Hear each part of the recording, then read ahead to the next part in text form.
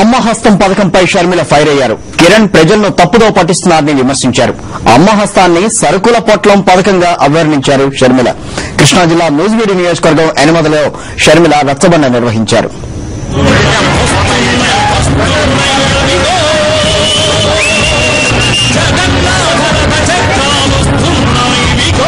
వైఎస్ఆర్ ప్రజల గురించి ఎలా ఆలోచించేవారో, కిరణ్ ప్రజల గురించి ఎలా ఆలోచిస్తున్నారో చెప్పారు షర్మిల.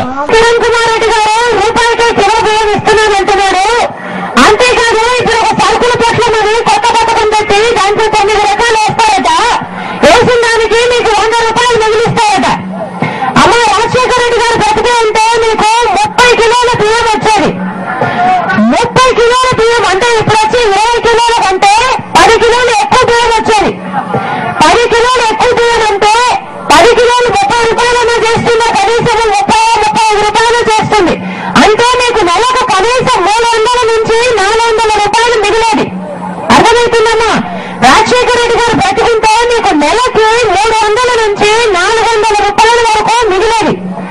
రాజశేఖర రెడ్డి గారు ముఖ్యమైన రోజు నుంచి ఈ 4 ఏళ్లే కాకుండా ఇంకో సంవత్సరం కూడా 30 కిలోల బియ్యమే ఇచ్చేవాళ్ళు.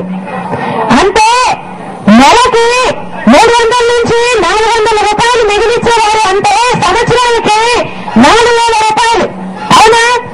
5 సంవత్సరాలకి 4,000 అంటే 5 సంవత్సరాలు 20,000 రూపాయలు. రాజశేఖర రెడ్డి గారు బతికే ఉంటే మీకు 20,000 రూపాయలు బియ్యము ఉచితంగా ఇచ్చేవాడు. అవునా?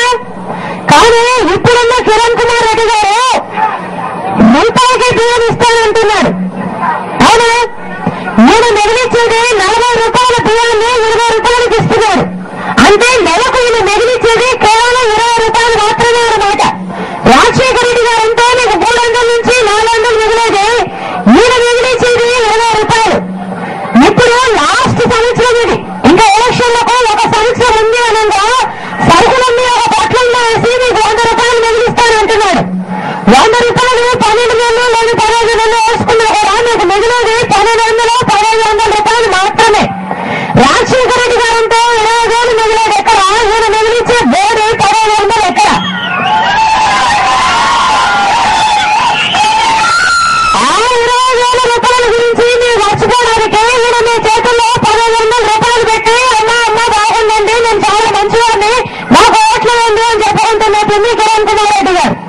ఒక్క రూపాయి కూడా ఛార్జీలు పెంచకుండానే అనేక అభివృద్ధి సంక్షేమ పథకాలు చేపట్టిన ఘనత వైఎస్ఆర్దన్నారు షర్మిల.